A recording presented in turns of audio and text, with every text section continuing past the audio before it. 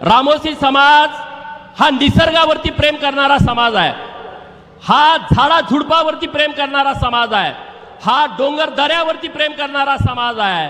अरे आम्ही जर निसर्गावरती प्रेम करत असू, आम्ही दऱ्या खोऱ्या डोंगरावरती प्रेम करत असू, तर आम्ही माणसावरती तर नक्कीच प्रेम करणार।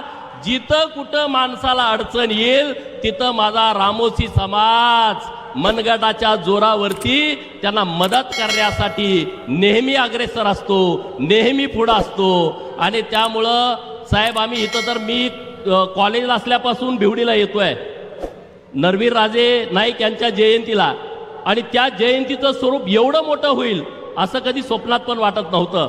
परंतु दौलत नानांचा प्रयत्न आणि तुमची जी भूमिका आहे, या महाराष्ट्रामध्ये जे उपेक्षित राजे आहेत, जे वंचित समाजातून येणारे राजे आहेत आणि जे दुर्लक्षित आहेत, त्यांना न्याय देण्याची भूमिका जर या महाराष्ट्रामध्ये कुणी घेतली असेल तर त्या व्यक्तीचं नाव आहे माननीय देवाभाऊ।